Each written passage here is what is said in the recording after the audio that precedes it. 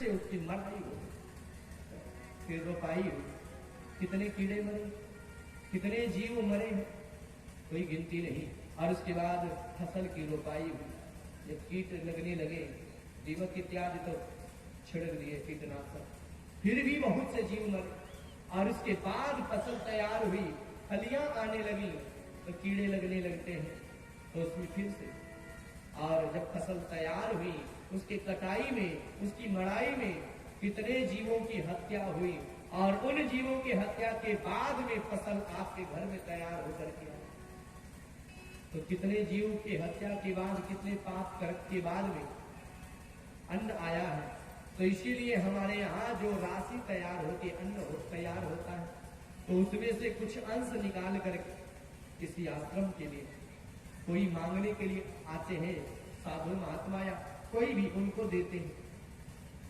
अपने गुरु के लिए, अन्य और लोगों के लिए उस अंश में से भाग निकाल करके दान करते हैं, कि उस अनजान में किया हुआ जो पाप है उसका प्रायश्चित हो जाए। इसलिए हमारे यहाँ दान दिया जाता है। और जो दान करता है उसके लिए भी गरुड़ पुराण में लिखा गया, सतपात्र दानाद भव धनाढ्यो। अगर सतपात्र को दान देंगे तो धनाढ्य हो। जैसे एक ही नक्षत्र, एक ही मुहूर्त में दो बच्चे पैदा हुए, एक जैसे ही पैदा होता है तो वो करोड़ों का मालिक हो जाता।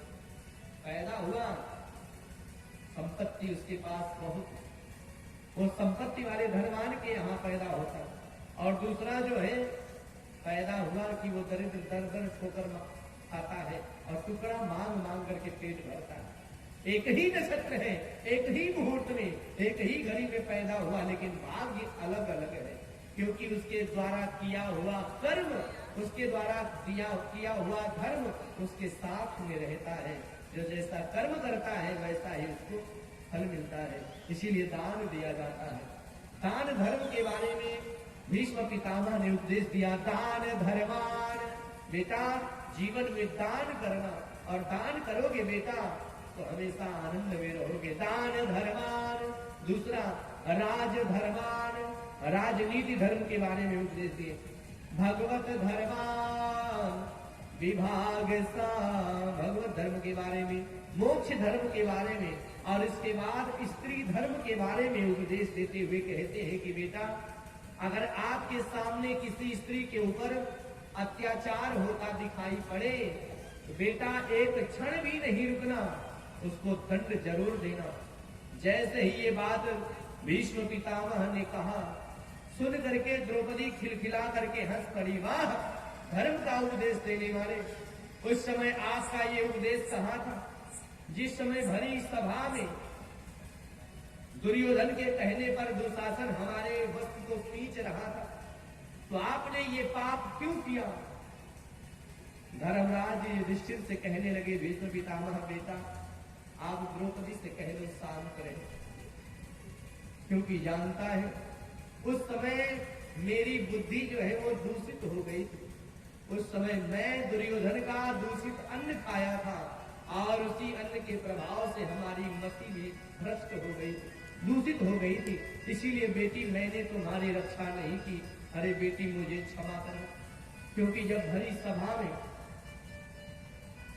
दुर्योधन के कहने पर दुशासन आगे बढ़ा तो वो द्रौपदी सबसे रक्षा की गुहार करती है।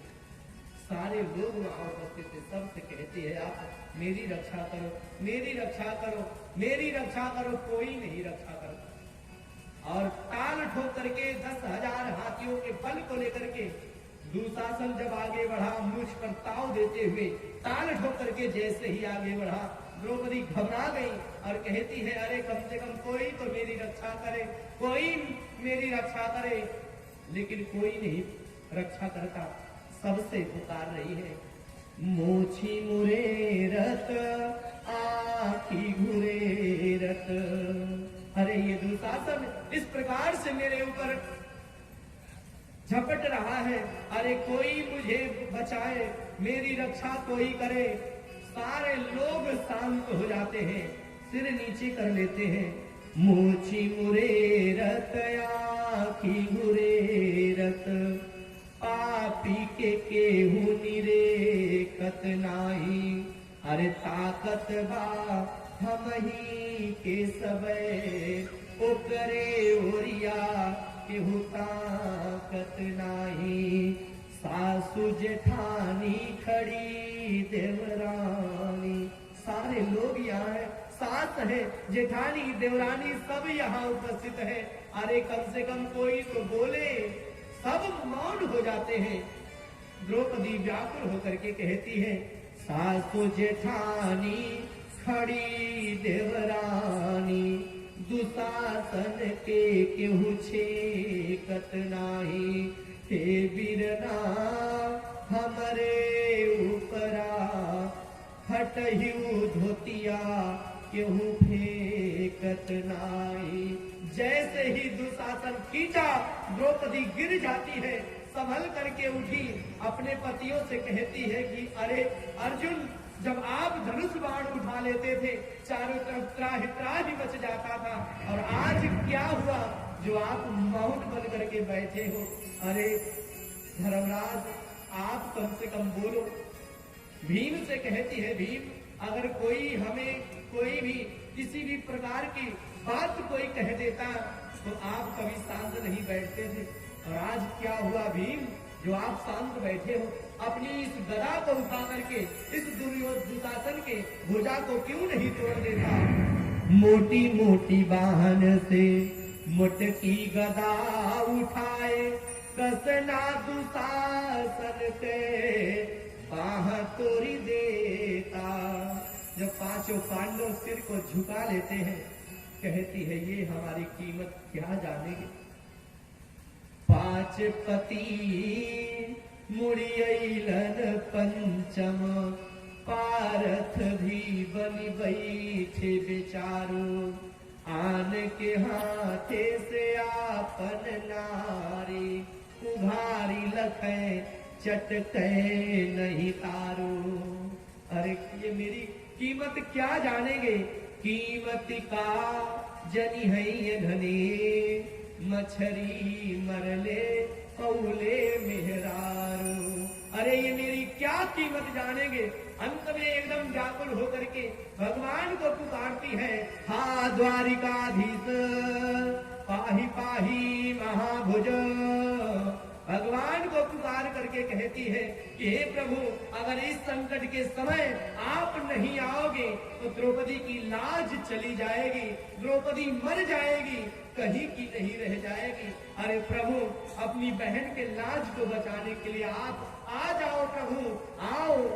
व्याकुल होकर के द्रौपदी पुकार रही है, अपने बहिनी के लजिया बचावा श्याम। ये होती भाषा में, अपने बहिनी के लजिया बचावा श्याम, द्वारिका से आवा श्याम। अपने बहिनी के लजिया बचावा श्याम, द्वारिका से आवा श्याम। अपने बहिनी के लजिया बचावा श्याम, द्वारिका से आवा श्याम। अपने बहिनी के लजिया बचावा श्याम, द्वारिका से आवा श्याम। व्याकुल होकर के कहती है कि हे द्वारिकाधीश, अगर आज आप नहीं आओगे तो बहन की लाज चली जाएगी। ये दुशासन हमारे वस्त्र को खींच रहा है। व्याकुल होकर के कहती है, दुष्ट खींचे हमारी चीर बाहे, नैनन से नीर। दुष्ट खींचे हमारी चीर बाहे, नैनन से नीर। दुष्ट खींचे हमारी चीर बाहे, नैनन से नीर। दुष्ट खींचे हमारी चीर बाहे, बाहे नैनन से नीर। बाहे नैनन से नीर। बाहे नैनन से नीर। बाहे नैनन से नीर। अपने बहिनी बने, अपने बहिनी बने, भौजी का भुला बचाओ, द्वारिका से आवा श्याम। अपने बहिनी के लजिया बचाओ श्याम, द्वारिका से आवा श्याम। अपने बहिनी के लजिया बचाओ श्याम, द्वारिका से आवा श्याम। द्रौपदी कहती है कि अरे भाई, हमारे पांचों पतियों ने हमें और जुआ में मुझे हार गए, क्योंकि हमारे पतियों के साथ में छल हुआ है। जो मुख में लगी हुई कलंक है उसको धोने के लिए हे द्वारिकाधीश आप आ जाओ, आओ। द्वारिकाधीश को पुकार करके कहती है द्रौपदी, प्रभु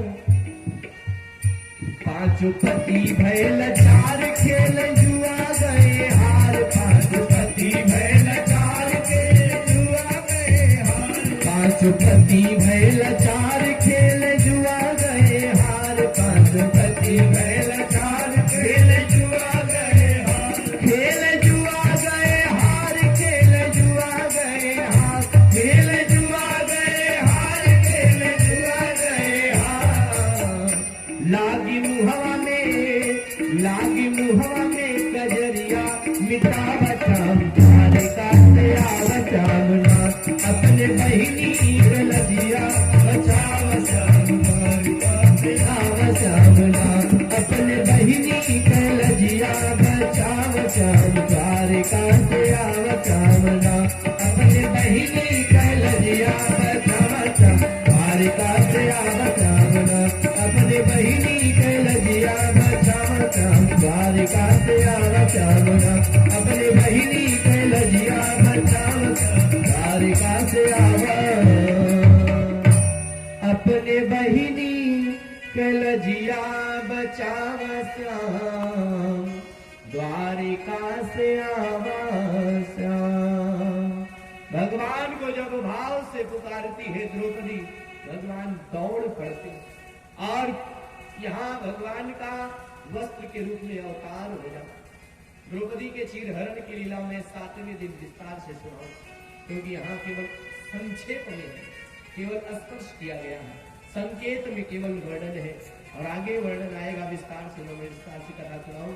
यहाँ भगवान व्याकुल होकर के दौड़ पड़ते हैं और 10,000 हाथियों के बल को लेकर के खींचते दुशासन थक करके बैठ जाता है और वो सोचने लगता है, सारी बीच नारी है कि नारी ही की सारी है, सारी ही की नारी है कि नारी ही की सारी है। द्रौपदी ने ललकार करके कहा कि दुशासन तुम्हारे बस की बात नहीं, अब तू हार गया। अरे मेरी जूठी पड़ी हुई ये साड़ी जो है ना, लेकर के जा अपने पत्नी को दे दे और अपनी इच्छा पूर्ण करने के लिए अपने पिता को भी भेज देना। पूरी सभा को ललकार करके कहती है, हाथ उठौले का है द्रौपदी, हर ले तय दुशासन, अब तू रह दे। जूठी हमारी परिवा लुगरी, लई जो अपने मेहरारू के दे दे। अब तोरे बले ना घटे सरिया, चली जो बकवा अनहरा के पठैरे। जाओ अपने पिता को भी भेज देना। पूरी सभा को ललकार करके द्रौपदी ने कहा। भगवान ने द्रौपदी के ऊपर कृपा करने के लिए वस्त्र रूप में अवतार लिया। यहाँ द्रौपदी ने कहा कि उस समय पितामह आपने क्यों नहीं बोला? जब दुशासन हमारे वस्त्र को खींच रहा था तो आपने ये पाप क्यों किया? भीष्म पितामह कहते हैं, बेटी मुझे क्षमा करना बेटी, क्योंकि मैं उस समय दुशासन के, दुर्योधन का दूषित अन्न में खाया था और इसीलिए हमारी बुद्धि भी दूषित हो गई थी। अब मैं किसी से बात नहीं करना चाहता। धर्मराज युधिष्ठिर से भीष्म पितामह ने कहा कि अरे धर्मराज, अब मैं किसी से बात नहीं करना चाहता, मैं केवल द्वारिकाधीश से कहना चाहता हूँ, मैं केवल द्वारिकाधीश से बात करूंगा। और भगवान श्री कृष्ण से भीष्म पितामह कहते हैं कि हे प्रभु, मैंने जीवन में कभी पाप नहीं किया था और ये जो हमें फल मिला है, सरसैया पर मैं पड़े पड़े कितना कष्ट भोग रहा हूं, अरे ये किस जन्म का मुझे फल मिला है? मैंने पूरे जीवन नैष्ठिक ब्रह्मचर्य का पालन किया, मैंने कभी गलत नहीं किया।